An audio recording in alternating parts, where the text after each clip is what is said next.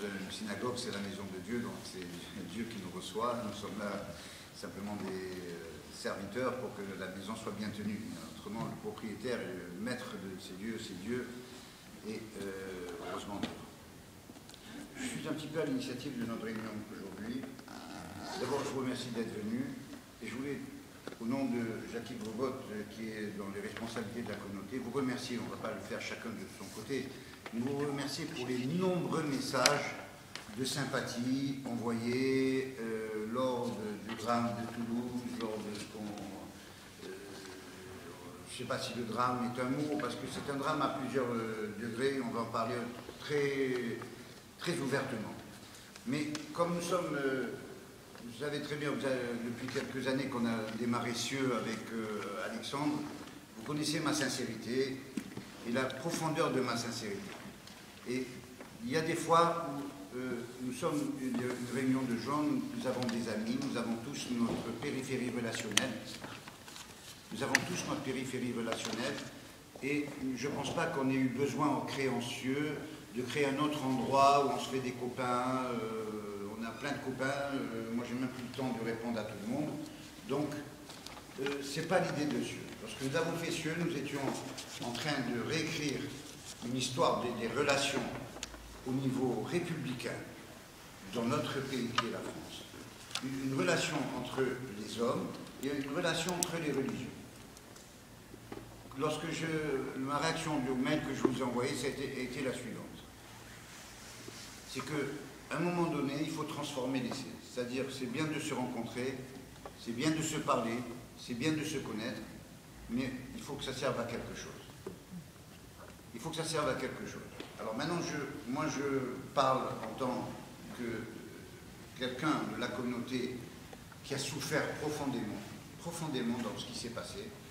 Mais si ça avait été un incident, eh bien ce sont des accidents de la vie. Seulement, ça fait nous 3700 ans que ces accidents ils se cumulent. Et je pense que là, on est arrivé à la goutte qui a fait déborder le verre. Et je voulais vous porter, vous tous réunis, mon profond sentiment. Et quand je dis mon profond sentiment, c'est le profond sentiment de notre communauté. Et ce que nous attendons. Alors, on ne va pas refaire les discours, parce que moi, chaque fois que je l'ai dit, j'étais sincère. Le rapprochement que nous avons avec les communautés, en général, nous sommes des gens très ouverts. Nous sommes des gens où aucun texte n'est étudié. Je pense que tout à l'heure, je crois que le rabbin l'a dit à quelqu'un, sans le mesurer à tous les philosophes que nous avons dans notre histoire. C'est-à-dire que lorsqu'on parle, quand on étudie, ce sont des textes, ce sont des pensées qui ont été modelées, remodelées, discutées. Nous sommes en relation directe avec l'esprit de gens qui ont pensé. C'est-à-dire on n'a pas pris, on n'est pas dans le dogme, on n'a pas pris une page et on applique comme le code de la route. Non, notre religion est faite sur la résultante de gens qui ont pensé, qui ont donné leur avis, qui se sont disputés, des disputes, des joutes intellectuelles. Et puis nous sommes rentrés dans ce truc-là. Nous avons livré une religion qui a traversé les millénaires et traversé les siècles, mais souvent, j'allais dire en permanence, avec des agressions. Et je peux vous dire une chose, c'est qu'on n'en peut plus. Très franchement, on n'en peut plus. On n'en peut plus. On peut parler du drame de Toulouse parce que ça a été quelqu'un qui pense être musulman. Je suis demandé, je l'ai dit dans les pays en France, dans la République, et je l'ai dit à l'étranger, j'ai un témoin, j'ai deux témoins. Je me présente comme un arabe. C'est vrai ou c'est pas vrai? C'est vrai ou c'est pas vrai? Donc moi, je sais qu'est-ce que c'est qu'un arabe, je sais ce que c'est qu'un musulman. Et qu'il n'y a pas un musulman qui va m'apprendre qu'est-ce que c'est qu'un musulman, parce que moi, je sais ce que c'est les musulmans. Moi, j'ai été élevé musulman. Et mes principes, et j'ai des témoins ici, ce sont des principes qui sont des principes musulmans. Et j'en suis fier. Simplement, mes frères, je voulais aujourd'hui, dans cette réunion que j'ai demandé à notre ami Alexandre de tenir, c'est de mettre un vrai problème sur le terrain. Et de dire que nos réunions doivent servir à quelque chose. Nos rencontres doivent servir à quelque chose. Si c'est pour brasser du vent, si c'est pour remplir nos agendas, chacun a ses activités et personne n'est intéressé. Nous cherchons une solution. Nous ne pouvons plus accepter que parce que nous sommes juifs, nous devons mourir. Nous ne pouvons plus accepter que parce qu'un enfant il va à l'école, alors que dans tous les livres, jusqu'à maintenant, pendant 5700 ans de la création du monde, un enfant, ça va joyeux à l'école et ça revient joyeux, il n'y a aucune raison que parce qu'il est juif, il s'en va joyeux et revient mort. Ça, il faut que ça s'arrête. Et nous n'avons pas la solution. Je ne vous ai pas convoqué pour vous porter une solution, je vous ai convoqué, je vous ai invité, pour vous dire je n'ai plus de solution. Je n'ai plus de solution, mais je ne peux plus souffrir. C'est pas normal, on ne peut plus. Que des voyous se tuent entre eux, je vous dis franchement, la vie c'est la vie. Et quand un voyou il meurt, pour moi c'est doublement salaud. Parce que d'abord c'est un voyou et d'autre part il ne sait pas qu'est-ce qu'il fait à sa mère. Parce qu'une mère elle a mis un enfant au monde, elle a souffert, elle a porté, fait des trucs comme ça. Mais que des voyous choisissent leur règle, parce que c'est de la drogue, ou parce que je ne sais pas, le vol ou la prostitution, des trucs comme ça, ce sont des marginaux. Mais quand on tue quelqu'un qui est un enseignant de paix, et quand on tue des enfants, et quand on arrive à un moment donné où il y a quelqu'un dans notre communauté républicaine, qui prend un pistolet, qui tire dans la tête d'un enfant, le gars, il a ce qu'il voulait, moi je ne parle pas, mais à un moment donné, où nous sommes des responsables et des acteurs républicains, et on dit il s'est passé quelque chose, parce que c'est anormal, et on réagit. Si on doit l'accepter, je peux vous dire une chose, nous, on n'en peut plus. La souffrance qu'il y a eu cette semaine a été insupportable. Je me tarde d'une chose, c'est que quand je parle de souffrance et je ne tire pas la couverture à moi. Dans l'heure qui a suivi, j'ai des témoins ici. J'ai dit, il y a une femme aussi qui va pleurer, c'est la mère de ce gosse qui, pendant 48 heures, elle a attendu qu'on lui tue son enfant. Et on n'avait pas enterré encore les gens de Toulouse en Israël, que j'ai prononcé ce mot, je pensais à cette mère. J'ai des témoins ou pas? Je ne parle pas en l'air là. Hein. C'est-à-dire pour vous dire que nous sommes, dans l'éducation que nous avons reçue, nous avons une éducation qui est profondément humaniste, profondément humaine, et on ne mérite pas ce qu'on est en train de prendre à l'heure actuelle. On va zoomer sur une chose, et là, chef, je m'adresse directement à vous, par sincérité, par fraternité. Je n'ai pas à faire la preuve de ma considération vers vous. Je vous considère, et tout le monde le remarque et m'approuve dans la considération que j'ai pour vous. Mes chers, à un moment donné, on ne peut pas. Pourquoi venir dans une synagogue avec de la police devant la synagogue? Qu'est-ce qu'on fait de mal dans cette synagogue?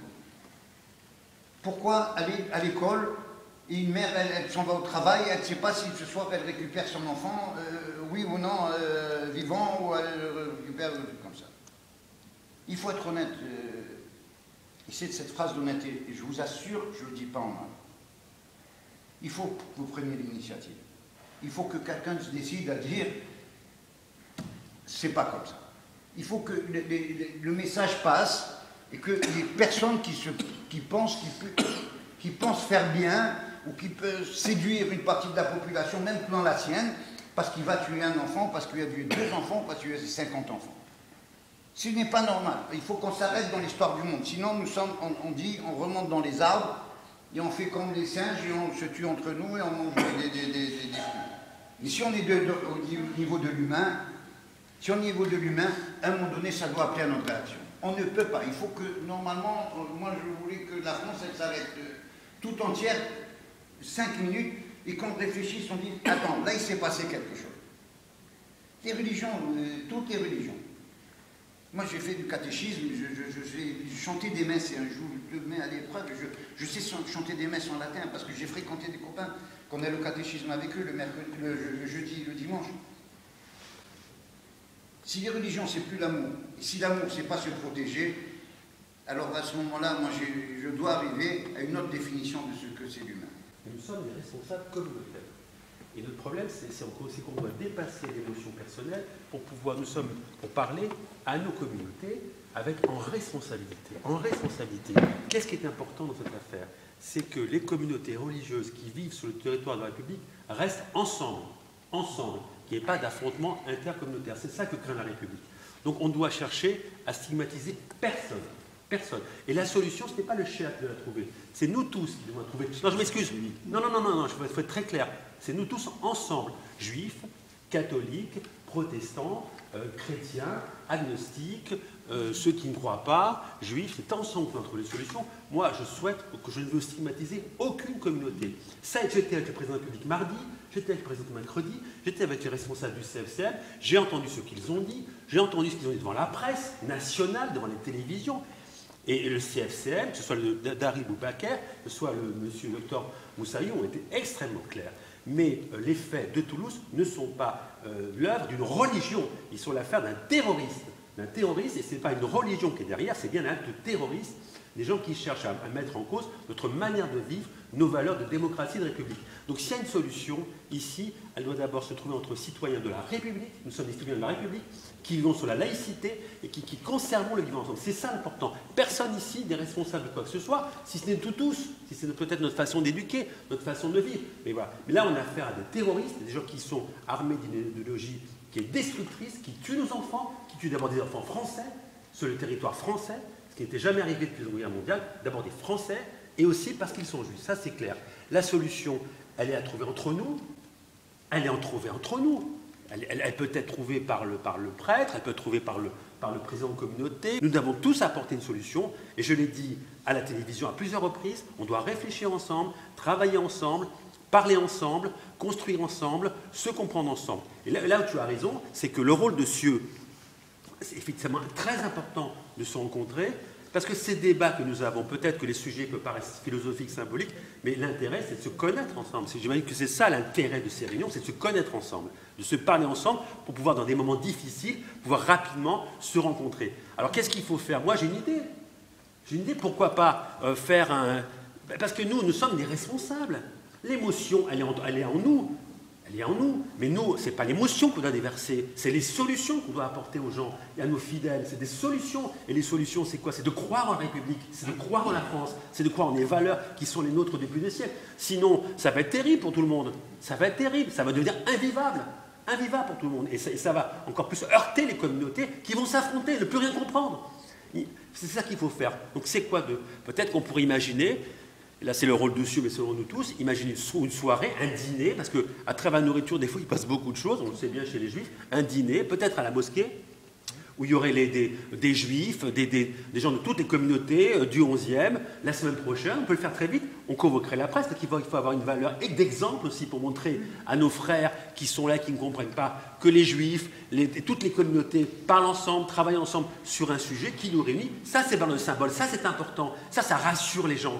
On doit rassurer les gens, c'est ça le plus important. On doit leur dire, n'ayez pas peur, on peut vivre en France tranquillement, on peut amener nos enfants aux écoles, et ils rentreront à la maison. Mais il y a eu un fou, il y a eu un terroriste qui a fait un acte abominable, oui c'est vrai. Mais on doit croire dans ce pays, on doit croire dans les valeurs qui le fondent, et on doit pouvoir vivre ensemble pendant le plus grand temps. Voilà ce que je pense. Est-ce que je pourrais dire un mot Tout le monde va parler. Moi, Jackie, j'ai une amitié, une fraternité pour le cher. C'est pas une fraternité. Non, moi je te parle d'une chose, c'est que moi je suis persuadé que tu parles de repas, absolument, mais ce que j'attends, c'est qu'on fasse n'importe quoi. Et pourquoi pas un repas, c'est une excellente idée, pour que ça soit un message sorti, que c'est pas un comportement, qu'on n'a pas du... Mais je ne crois pas un instant que ce soit le comportement de la communauté musulmane. Pas un instant. Mais pas du tout. Pas un instant. Je crois pas du tout, et personne ne le croit. Personne ne le croit dans la communauté juive, et personne ne veut le croire. Nous ne voulons pas montrer du doigt la moindre communauté. Nous voulons vivre bien avec toutes les communautés. C'est ça le gage de notre vie en France. Sinon, c'est fini. Sinon, c'est terminé. Je commence avec ça. Je dirais tout de même un peu, je nuancerai. Je pense qu'il y a effectivement dans l'opinion publique une certaine crainte par rapport à l'islam, interprété comme l'islam politique. Bon, ce que je voudrais dire surtout, il y a une certaine crainte. Et c'est là qu'il faudrait éclaircir les choses. Je voudrais surtout dire à Serge que la haine qui certainement habitait ce garçon que je considère comme perdu cette haine ne s'adressait pas seulement aux Juifs. Même si vous êtes les plus nombreux à avoir été victimes, mais il y a eu aussi, tu ne l'as pas prononcé, ces soldats, d'abord, qui, d'ailleurs, bizarrement, étaient musulmans. Mais un d'entre eux, d'ailleurs, chrétien fervent, catholique fervent, ouais, de famille peut-être kabyle, j'en sais rien, qui s'était converti au christianisme, je n'en sais rien. Donc c'est un peu... Puis il y avait un Antillais...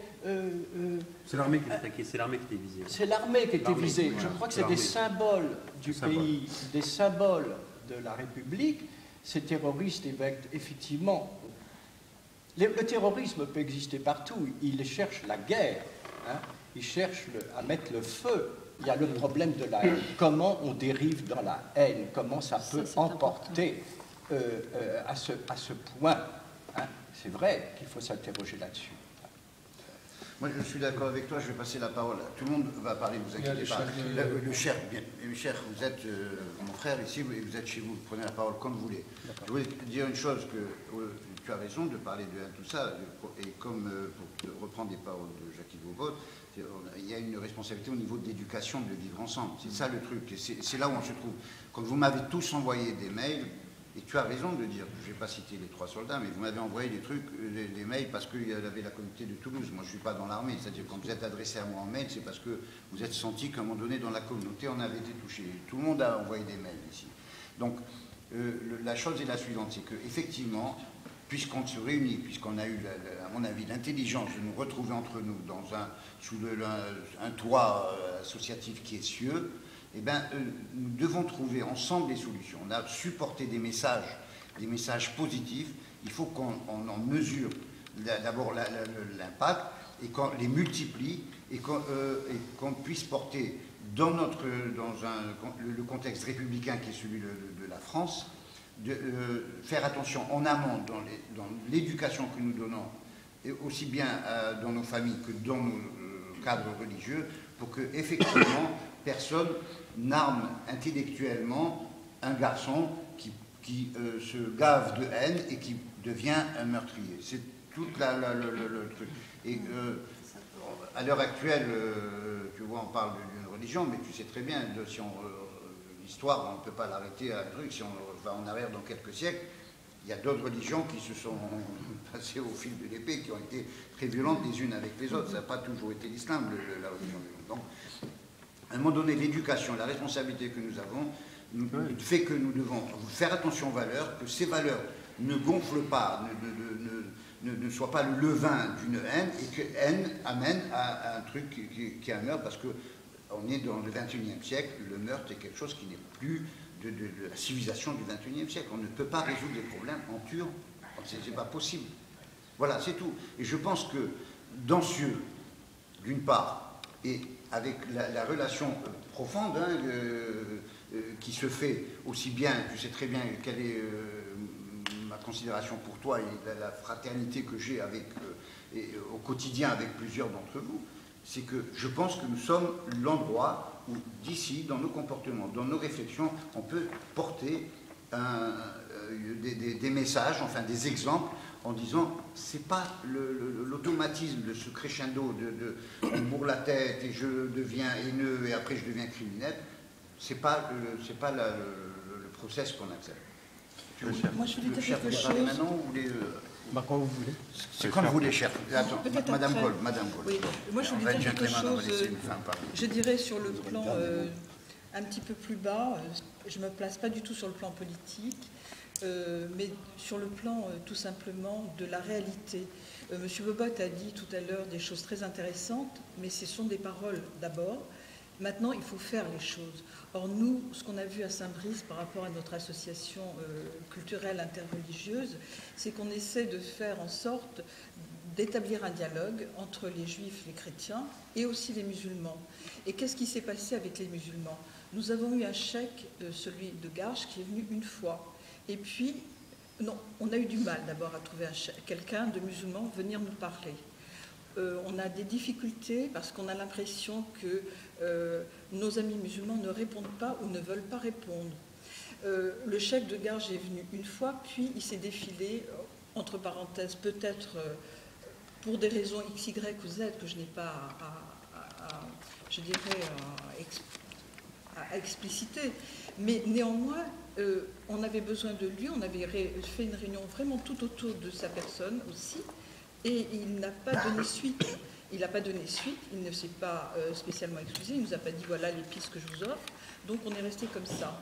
Donc je voudrais rebondir sur ce qui a été dit par M. Bobot, à savoir il me semble très important qu'il y ait des rencontres autour des mosquées, dans les mosquées interreligieuses, que les musulmans prennent conscience réellement qu'ils existent dans une société qui est multiculturelle, qui est une société aussi citoyenne, qu'ils ont une place qui devient de plus en plus importante puisqu'ils sont de plus en plus visibles, et ça il faut le dire aussi. Depuis un certain nombre d'années, la communauté musulmane se fait de plus en plus visible par les vêtements, par le comportement, et aussi par l'importance qu'elle prend en France. Donc si elle prend une place importante sur le mode de la visibilité, il faut aussi qu'elle la prenne sur le plan culturel. Les musulmans nous apprennent beaucoup de choses sur le plan social. Ce sont des gens exceptionnels. Ce sont des gens qui sont d'une générosité aussi très grande quand les musulmans sont aussi exceptionnels que les juifs ou les chrétiens. Donc, pourquoi ils ne nous donnent pas l'occasion justement de partager avec eux des choses aussi. On vous donne l'occasion. Attends, je finis. Donc, moi, ce que je retiens, c'est qu'il faut, effectivement, s'il y a une réunion dans le 11e, dans une mosquée, il faut que le gouvernement, puisqu'il a l'air très, très au fait, surtout avant les élections, je suppose. Non, je défends pas le gouvernement, non, mais... peu importe. Mais pas avant le... Non, je veux dire par là que ça ne soit pas quelque chose de ponctuel et d'isolé, mais qu'il y ait un mot d'ordre, que les mosquées s'ouvrent aux autres, qu'il y ait un repas, effectivement, après Pâques, pour tout le monde, et que tout le monde puisse en parler et se retrouver autour de la mosquée, pourquoi pas, mais que ça vienne d'en haut, et que ça soit comme la minute de silence qui a été faite dans toutes les écoles, qu'il y ait au moins une réunion qui soit... et qu'après ça soit établi. Parce que le dialogue, on ne l'a pas autrement. Je suis d'accord. Que si on ne se rencontre pas et si on ne veut pas se rencontrer, vous êtes sûr qu'il ne se passera rien du tout. Mais je pense que vous avez à 100% Donc, d'accord. sur ce plan-là, ça me semble extrêmement important. Et je pense que la seule chose que l'on a à dire sur ces attentats ignobles, c'est qu'en fait, il y a eu des attentats contre des enfants en Israël. Il y a un an, c'était la famille Fogiel. Il y a eu un massacre épouvantable, dont un bébé dont on a coupé la tête. Et qu'est-ce que les médias français ont dit? Ils ont dit, c'est des colons. Le bébé, c'était un colon, c'est parce que c'est un colon qu'on lui a coupé la tête. Non, mais enfin, on rêve là. Donc, il faut quand même remettre des mots sur les choses, que les médias prennent conscience que les mots qu'ils emploient, ce sont des mots de guerre, qu'on tue avec les mots, et que ça, il y ait une prise de conscience. Et moi, je dis, la prise de conscience, elle ne se fera que par le dialogue. Donc, instituons un dialogue réel avec nos amis musulmans et qu'il y ait réellement une paix sociale de cette manière-là. Juste un mot, je prends juste un mot la parole. De ce que vous avez dit. Oui, juste un mot pour dire que... Félicitations si vous avez réussi au consistoire à faire passer des messages de paix et de fraternité. Juste un mot pour prendre la parole, mais je pense que Hicham le dirait aussi bien que moi.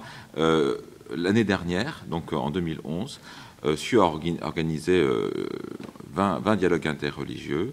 À chaque fois, il y avait non seulement un imam qui était présent, mais des fidèles de la communauté.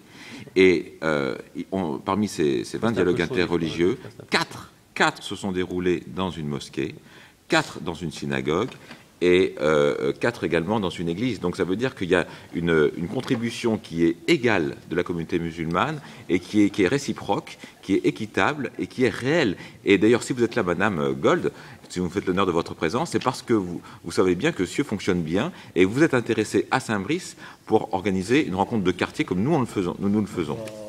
Voilà. On va pas parler, encore une fois, pour remettre les choses en place, on est en train de parler de la France, on est en train de parler de la République française, on est en train de parler de cieux aussi, où si nous sommes ensemble, c'est parce que nous pensons que nous avons un socle de valeurs communes, et on l'a prouvé, qui pourra nous permettre dessus de construire une solution. On a suffisamment d'avis, et puis ce qui est notre richesse en fin de compte à cieux, c'est d'avoir des avis différents, des approches différentes, mais en tout cas, on regarde dans le même sens. Alors, si vous permettez, le cher Achour va parler. Cher, mettez-vous debout. Venez par là, venez par là, venez par là.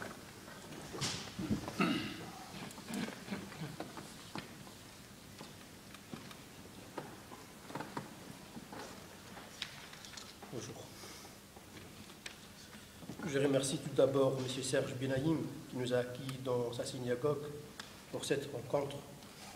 Je remercie aussi M. Alexandre Vigne, président du CIE, qui nous a permis, par les biais de l'association CIE, de se rapprocher, de s'entreconnaître et de rompre les barrages qui s'interposaient entre nous. Et je remercie beaucoup M. Jackie Bobo de son intervention qui montre l'amour et la fraternité.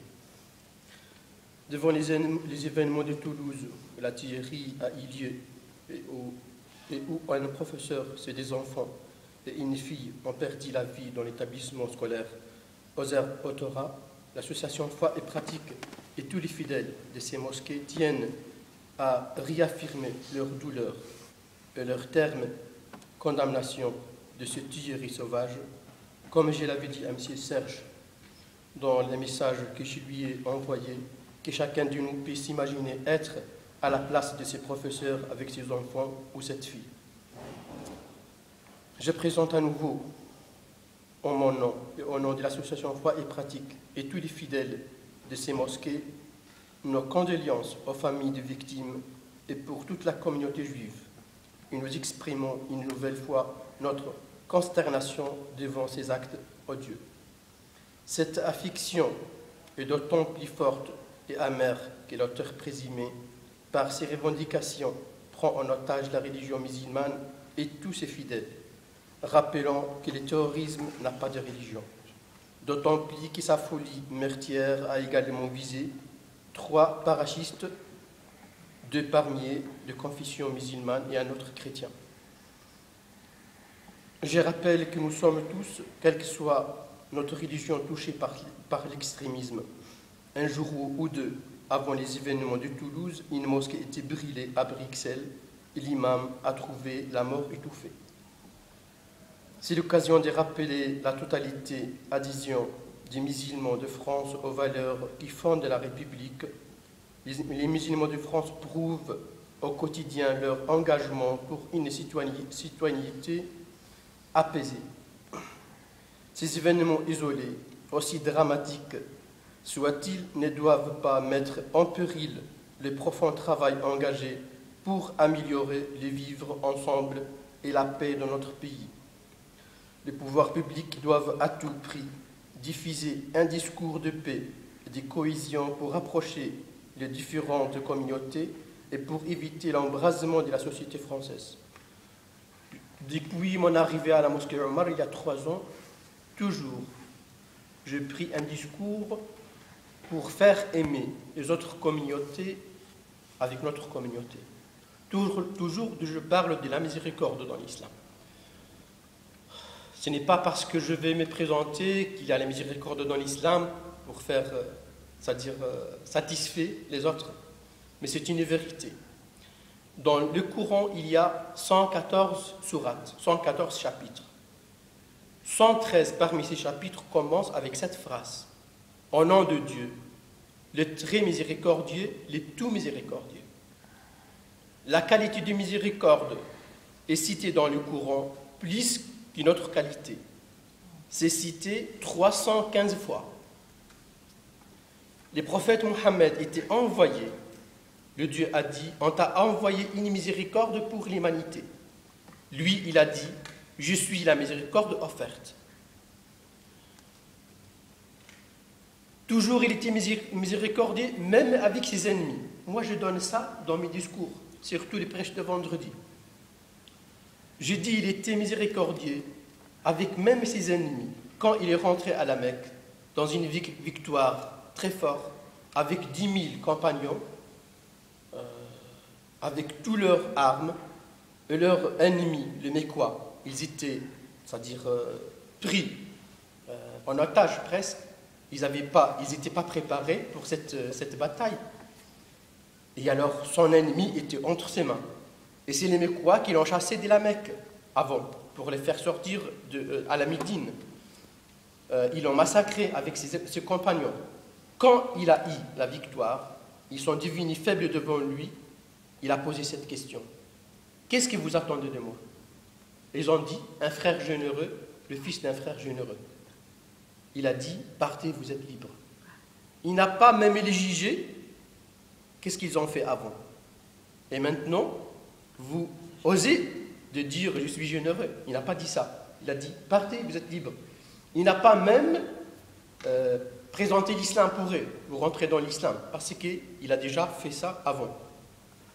Bon, je dis peut-être dans cet événement, ou dans ces passages, il était fort. On va les trouver, on va les voir quand il était faible. Il a fait un jour un appel à un village qui s'appelle Taif, 60 km de la Mecque. Quand il était à la Mecque avant d'aller au Médine. Alors quand il est arrivé là-bas, pour les appeler à l'islam, il a frappé avec les pierres, jusqu'à ce qu'il ne peut pas marcher à cause du sang qui a coulé. Le prophète a dit, comme vous n'avez pas accepté, s'il vous plaît, ne dites pas aux Mécois, les gens de la Mecque, que je suis venu pour vous appeler à l'islam. Parce que comme ça, ils vont avoir de la haine pour moi encore. Ils ont dit, on va dire pour eux. Et en sortant de Taif, il s'est réfugié sur un palmier, il fait une invocation. Oh Dieu, mon Dieu, je suis faible. Si vous ne m'aidez pas, alors qui va m'aider? Mais si vous êtes satisfait, ça m'est égal. Mais je cherche votre miséricorde. Dans cette scène, il y a un nuage qui vient sur la tête du prophète.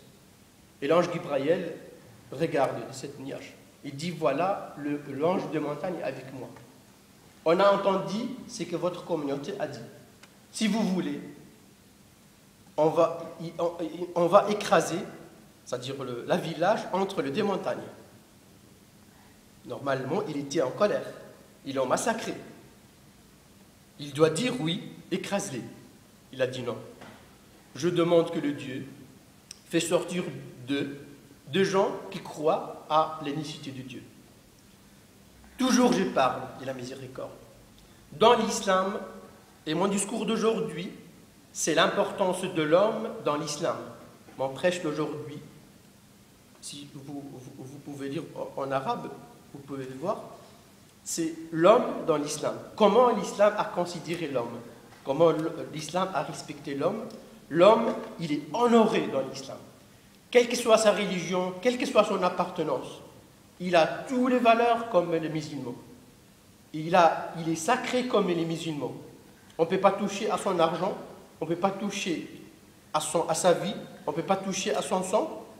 Il y a un hadith du prophète Mohammed qui dit, c'est lui qui a tué un mu'ahid. Un mu'ahid, ça veut dire quelqu'un qui a un impact avec les musulmans. Soit il vit avec les musulmans dans leur pays, ou les musulmans vivent avec lui dans leur pays. Celui qui a tué un mu'ahid, ça veut dire quelqu'un qui a un impact avec les musulmans, ils ne sont pas à l'odeur des paradis. Dans un autre hadith, le prophète Mohammed dit, c'est lui qui a exploité un dhimmi, ça veut dire qu'il a un impact avec les musulmans, ou il a pris quelque chose de lui sans sa satisfaction, ou il a, c'est-à-dire il lui a fait quelque chose qu'il ne s'y porte pas, plus qu'il s'y porte, c'est-à-dire que c'est hammalahu ma la yutir, comment on dit, il a fait s'y porter plus que, c'est-à-dire qu'il s'y porte. Alors je vais être son avocat le jour du jugement. C'est le prophète qui dit ça. Il va être l'avocat des non-musulmans contre les musulmans. Je vous raconte, si vous pouvez les prendre comme une blague, mais c'est une chose qui est passée avec moi. Un jour, j'étais habillé comme ça. Je prends le métro, à peu près à 11h du soir. Et quelqu'un qui est venu en face de moi, il m'a dit, vous avez de la... Il m'a dit que je suis c'est-à-dire un cheikh, un savant de musulman. Vous avez de la science? Je lui dis, Inch'Allah, si Dieu veut. Il m'a dit, vous êtes arrivé en études, dans vos études. Je lui ai dit, j'étais dans les études supérieures. Il m'a dit, est-ce que c'est possible de voler un non-musulman? Parce qu'il y a une fatwa, je pense. Il y a une fatwa égarée. Exactement. C'est un fatwa égaré. Ouais, et il faut combattre ce type de fatwa. Ouais. Alors, et ça, je l'ai raconté sur le mimbar, sur le siège, pendant les jours de vendredi, devant tous les musulmans. Ça fait rigoler les musulmans. Ils étaient étonnés. Ils étaient étonnés de ça. Alors, il m'a dit, est-ce que c'est possible de voler un non-musulman? Je lui ai dit non, ce n'est pas possible. Je lui ai cité un verset du Coran. Le Dieu ne vous interdit pas, ça veut dire il vous permet, avec les gens qui n'ont pas vous battre dans votre religion, qui n'ont pas vous sortir de vos maisons, de faire du bien avec eux et d'être juste avec eux. Et un tabarroum, c'est plus que de faire du bien, ça veut dire d'être très gentil avec eux. Je lui dis c'est interdit. Puis je lui cite les hadiths du prophète, Mohammed sallallahu alayhi wa sallam. Si, c'est-à-dire on a pris un droit, c'est-à-dire de quelqu'un qu'on a un pacte avec lui, ou on a laissé les faire s'y porter plus qu'il s'y porte, ou ça veut dire on a fait avec lui une chose, alors le prophète va être l'avocat du non-musulman contre les musulmans. Alors, il veut me faire convaincre. Il m'a dit, si je vole un juif et je donne l'aumône pour des musulmans. C'est un message. Ça, c'est fort. Alors, je lui dis, un juif comme tous les autres. Il est